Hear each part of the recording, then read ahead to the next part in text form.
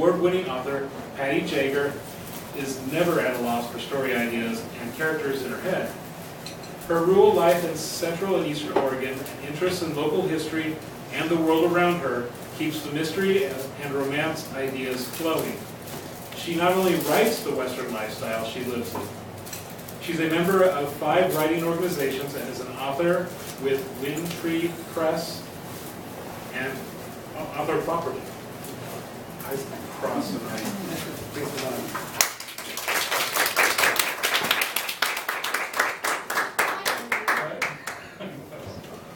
I'd like to thank Tanya and Tina for inviting me to come do this tonight. Well, thank you for coming. And are you James or Jake? I know, it's confusing. Everyone here calls me Jake James. Okay, because I got emails that would say Jake James, Yes. so I didn't know who to thank for all the wonderful information. It's Jake horribly or James. confusing. I am really James, but my pen name is Jake Elliott. Okay, gotcha. There's Okay. a tremendous amount of confusion. Okay, yeah, because I put Jake one time, Jake and all these questions, and then he answers and it's James. I put the wrong one, then I looked the next time, it's like, okay, both names are on there.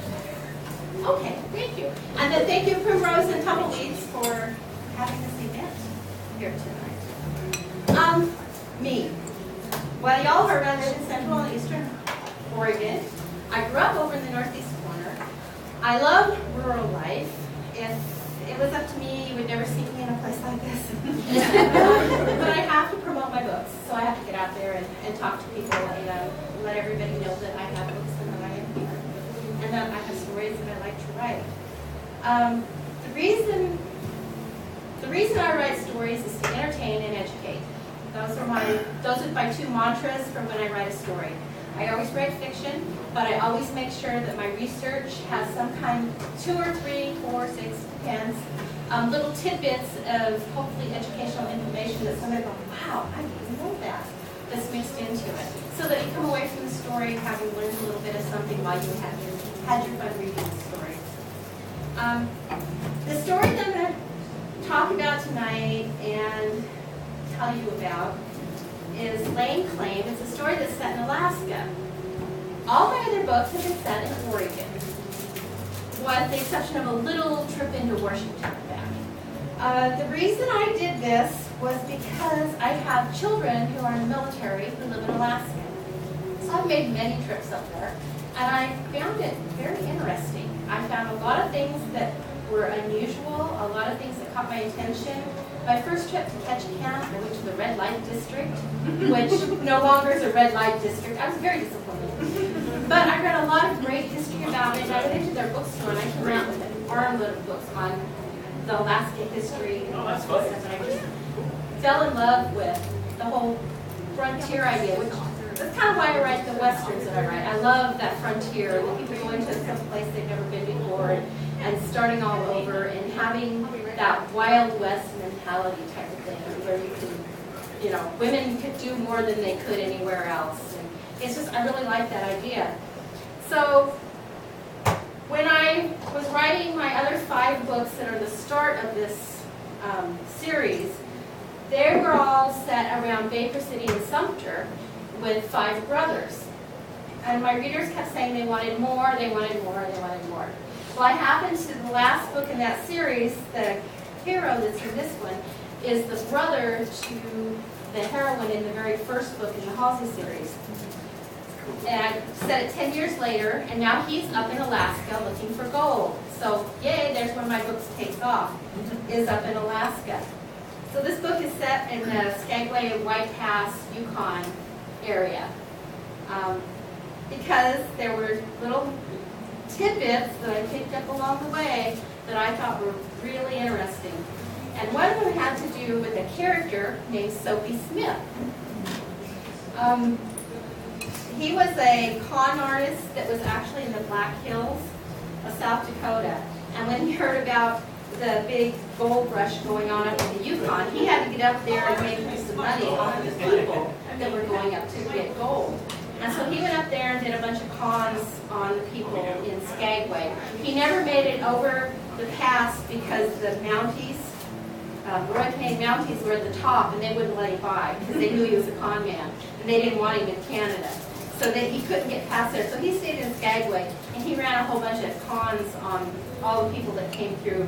There were people that were, some of them would be families coming through and needing money, because at that time in America in 1898, there was a recession going on, kind of like we've had how many times. And there was a lot of people that were looking for money. Some of the small towns would even pool their money together and send a group of men up there, hoping they would come back and bring money for the whole town. That's how bad the situation was at that time. And that's why so many people made the trip all the way up there to Yukon looking for gold. And the bad thing is, most of the people who made money off of that were the people who sold services to all those people that came up there trying to find money, or trying to find the gold. But anyway, I digress. I know I did. So there's this one section in here that kind of gives you an idea about what Sophie Smith did. And Jeremy and Clara are Jeremy's the hero in it, and he actually starts out, he's a backpacker, horse backpacker, takes people over the White Pass with his horses. And Clara has come from Seattle. Her father has passed away. They have a family shipping business. Her father's passed away, but her older brother, who now needs to take over the business, had gone to the Yukon.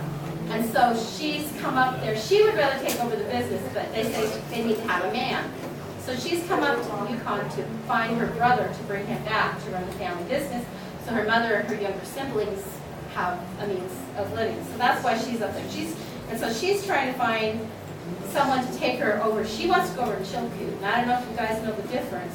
Chilkoot, you have to crawl and haul your stuff many times up and get yourself over, because you have to have 1,000 pounds of goods to be able to go into. That's what the Canadian bounties would let you bring into, had to have with you to bring in to go do your mining, because you needed that to stay alive. That was stuff you needed to have to stay alive. Because the year before, they had a bunch of people go in and they all died because they didn't have enough supplies. So that's why they now have this thing where you had to have all these supplies to get in there. Well, the Chilkoot, you had to pack it. You couldn't get an animal over the trail. So you have to pack 100 pounds up to a spot, go back, get your other 100 pounds, bring it up, pack it to a spot. You had to go back and forth. It was very tiring. Where the White Pass, they could get dogs, sleds, and they could get horses over it. So a lot of people would go that way because that was easier, but the Chilkoot, even though you had to go back and forth, was actually faster, so it was shorter. So most people wanted to do that, and that's why talking too fast, because I wanted people to win. So anyway, so this is Clara, and Clara left her trunk on the bank of the river, asked the hotel person to go get her trunk and bring it to her at the hotel, and he didn't do it. And Jeremy, the hero, found it, and then he went searching because her name was in the Bible that was in the trunk. And so he went looking for her at the hotels, and he's found her. Clara couldn't believe the arrogance of the man standing in her room. Yes, having the door open did make it more respectable, but he dug through her clothing and now stood over her with a smirk on his face. Typical male superior behavior. The most disconcerting thing about the man was the eyes. The light gray color had startled her. She'd never witnessed light-colored eyes on one with such dark hair that could use a barber. His whole demeanor spoke as someone who was comfortable outdoors in the wild. Thank you for bringing my trunk to me. I would have hated to send a telegraph to my mother telling her I'd lost my clothing. She mentally slapped her hand with a ruler. That wasn't information this man needed to know. He tilted his head and peered down at her with those odd but compelling eyes. You couldn't send a telegraph if you wanted to. The man is delusional. Yes, I can. I sent one earlier today from the telegraph office. Mr. Duncan shook his head and chuckled. That isn't a working telegraph. Sophie Smith put that up to get gullible people like yourself to put easy money in his pocket. No. Why was this man baiting her with his ludicrous lie? You can ask any of the locals. They'll tell you. There aren't any lines from Skagway to any place. Those poles and wires you see leading from the office go nowhere. He spread his hands. It's a scam. Like most of the services you'll be offered if you aren't careful.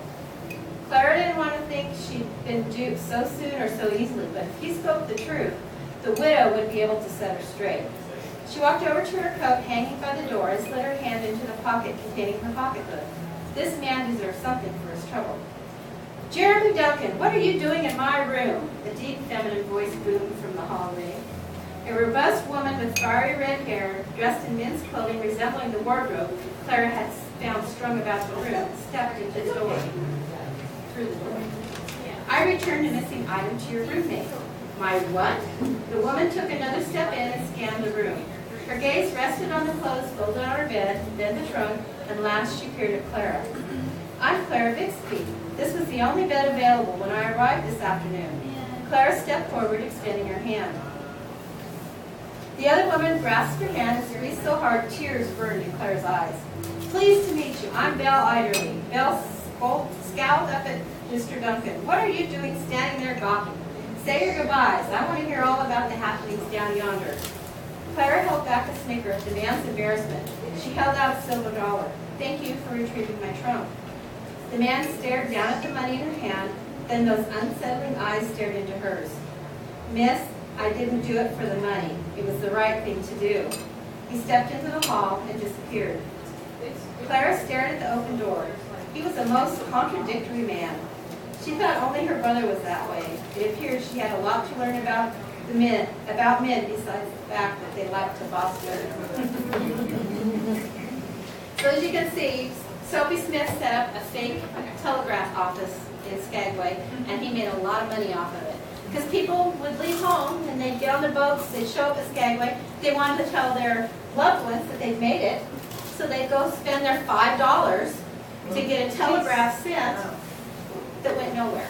That was one of his scams. He also had a saloon, Jeffrey's Place, where he had crooked tables, gambling tables, and another thing that I learned was that when they dealt in gold up there mostly. When they find the gold, that's what they used to pay. And the bartenders would grease their hair, and they'd stick their fingers in their hair, and then they'd count, oh, it fell. And they'd scoop it up like this, well, then they'd have it like this, and they could stick it in their pockets and rub it in their pockets, and then after work they could go clean out their pockets, and they'd have to make tips. So there was a lot of things going on up there that was pretty bad. The other thing that stuck with me, because I'm a horse lover, that I found out about the White Pass was thousands of horses died. People would either bring them up on ships and use them to try and go up White Pass, or they would buy horses they were shipping horses, they were shipping dogs from Seattle. Any horse or dog or animal that could pack anything, they shipped them from Seattle up there. There was people in Seattle that were losing their pets. People just would go along the street and pick them up and ship them up there, because the people that wanted to go get the gold would pay top dollar for anything with 4 legs that would help them carry their supplies. And then, of course, if they didn't do well, if they weren't healthy, or they didn't do well, or whatever, they just, leave them on the side of the trail and keep on going. And that was the mentality at the time of the gold rush. Was just they just wanted to get up there, they wanted to get there, they wanted to get their gold, they didn't care about anything else. So one of the things that really struck me was the thousands of horses that died up there. And so I wrote a section. As I said, Jeremy, at the beginning of the book, he is a packer with horses. But because of circumstances where Claire gets herself in trouble with Sophie Smith, and he's out for her skin, they end up having to leave Skagway during a blizzard and to keep her alive. And so he trades his horses for dog sleds, for two teams and dog sleds. And at that time, dog teams were single file. They weren't double like they are now. And they also would pull 3 sleds.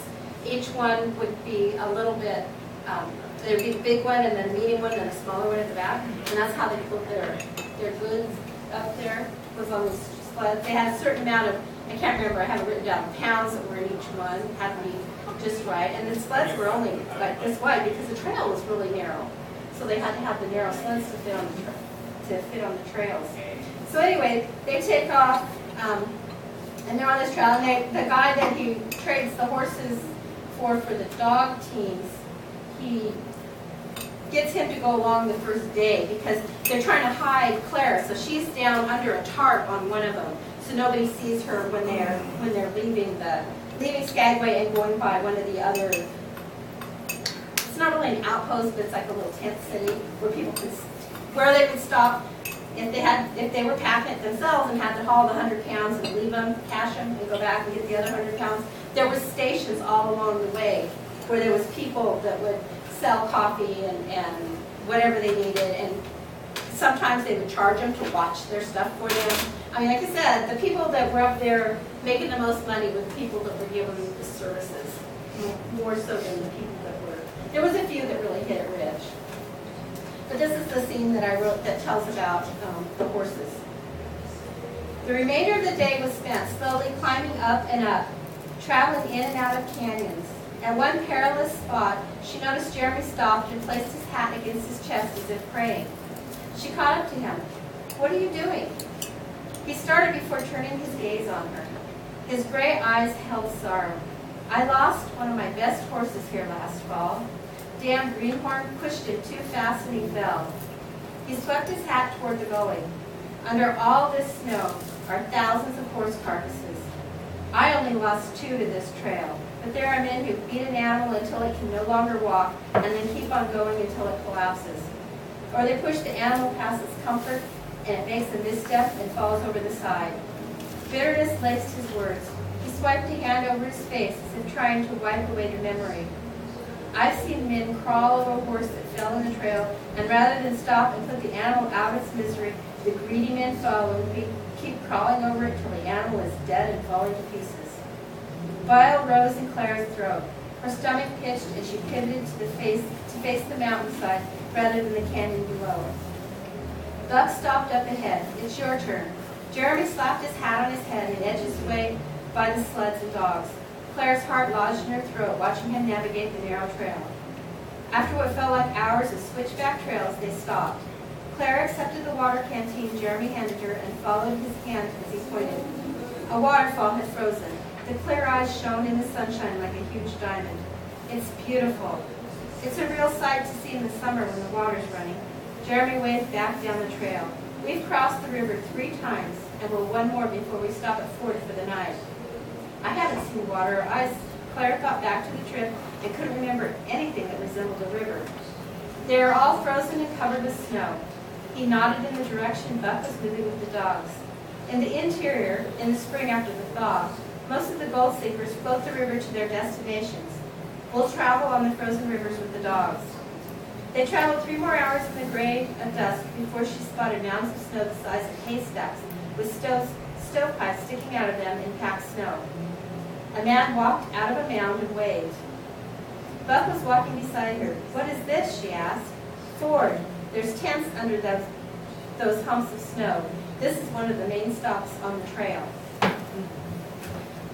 So this is all real. There was a ford. There were snow humps. I do massive research, more research than ever goes in any of the books that I write. And I found a book. It's called North of 53 by William R. Hunt, and it has a really Anyway, that's what I used, was that book. And One Klondike by Pierre Burton and The Klondike Stampede by Tappan and Drake. And I only have one last thing to say. I told you I write to educate and entertain, and this is what I got from a reader. Your Petticoat series was the start of my reading at age 58. That was quite an accomplishment. Thank you. You have truly enriched my life. And that's why I